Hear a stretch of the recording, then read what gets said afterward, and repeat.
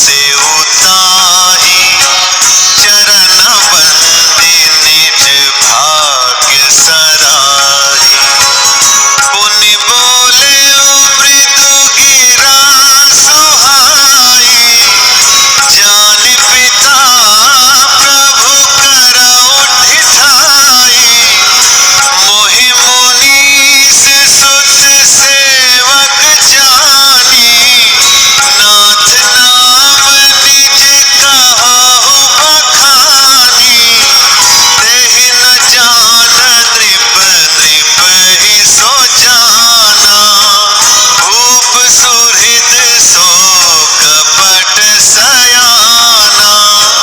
बैरी पुनि क्षत्रि पुनि राजा, छल बल कीन चहई निज काजा। समुझि राज सुख दुखित अराती, अवानल इव सुल गई छाती।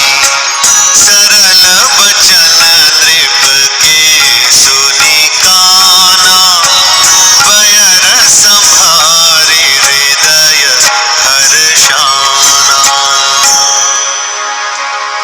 कपट बोरि बानी मृदुल, बोले जुगुति समेत। नाम हमार भिखारी, अब निर्धन रहित निकेत। तुलसीदास जी कहते हैं, जैसी भवितव्यता यानी कि होनहार होती है, वैसी ही सहायता मिल जाती है। या तो वह आप ही उसके पास आती है या उसको वहां ले जाती है। हे नाथ, बहुत अच्छा, ऐसा कहकर और उसकी आज्ञा सिर चढ़ाकर घोड़े को वृक्ष से बांधकर राजा बैठ गया। राजा ने उसकी बहुत प्रकार से प्रशंसा की और उसके चरणों की वंदना करके अपने भाग्य की सराहना की। फिर सुंदर कोमल वाणी से कहा, हे प्रभु, आपको पिता जानकर मैं ढिठाई करता हूं। हे मुनीश्वर, मुझे अपना पुत्र और सेवक जानकर अपना नाम धाम विस्तार से बतलाइए। राजा ने उसको नहीं पहचाना, पर वह राजा को पहचान गया था। राजा तो शुद्ध हृदय था और वह कपट करने में चतुर था। एक तो बैरी, फिर जाति का क्षत्रिय और फिर राजा। वह छल बल से अपना काम बनाना चाहता था। वह शत्रु अपने राज्य सुख को समझ करके स्मरण करके दुखी था। उसकी छाती कुम्हार की आंवें की आग की तरह भीतर ही भीतर सुलग रही थी। राजा के सरल वचन कान से सुनकर अपने बैर को याद कर वह हृदय में हर्षित हुआ।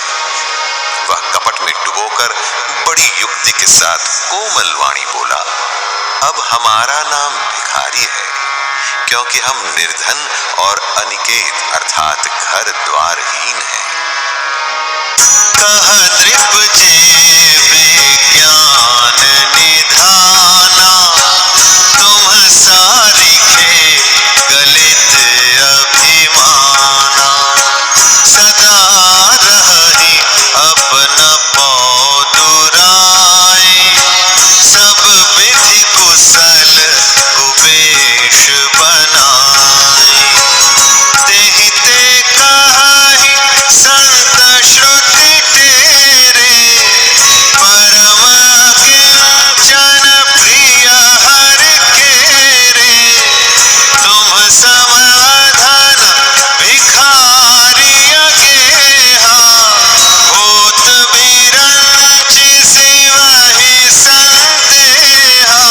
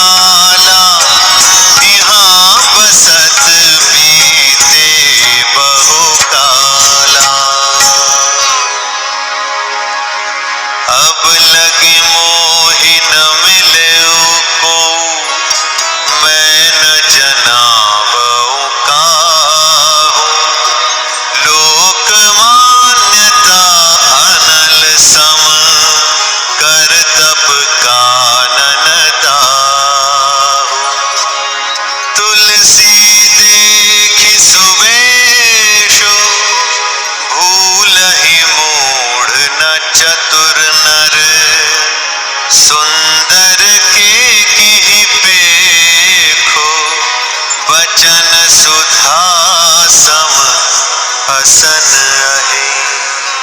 राजा ने कहा, जो आपके सदृश विज्ञान के निधान और सर्वथा अभिमान रहित होते हैं, वे अपने स्वरूप को सदा छिपाए रहते हैं, क्योंकि कुवेश बनाकर रहने में ही सब तरह का कल्याण है। इसी से तो संत और वेद पुकार कर कहते हैं कि परम अकिंचन अर्थात सर्वथा अहंकार, ममता और मान रहित ही भगवान को प्रिय होते हैं।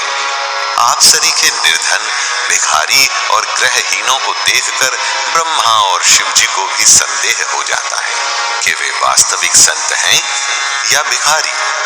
आप जो हो सो हो, अर्थात जो कोई भी हो, मैं आपके चरणों में नमस्कार करता हूँ।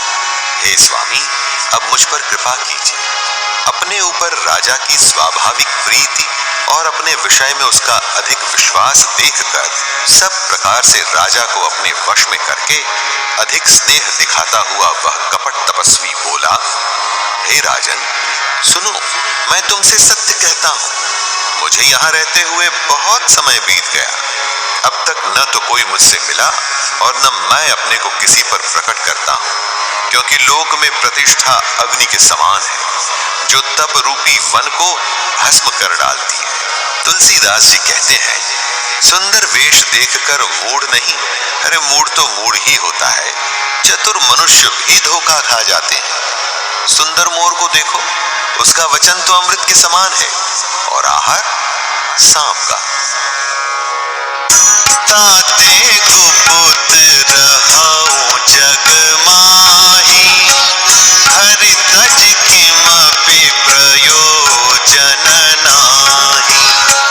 प्रभु जानत सब बिनहि जनाए, कहु कवनि सिद्धि लोक रिझाए। तुम सुचि सुमति परम प्रिय मोरे, प्रीति प्रतीति मोहि पर तोरे। अब जो तात दुरावउ तोहि, दारुण दोष घटाई अति मोहि। जिम जिम तापसु कथई उदासा, तिम तिम दृपहि उपज विश्वासा। देखा स्वबस कर्म मन बानी, तब बोला तापस बग ध्यानी।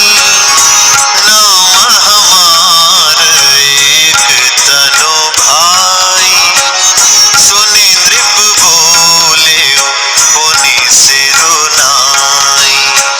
कहु नाम कर अर्थ बखानी, मोहि सेवक अति आपन जानी। आदि सृष्टि उपजी जबहि, तब उत्पत्ति भय मोरी।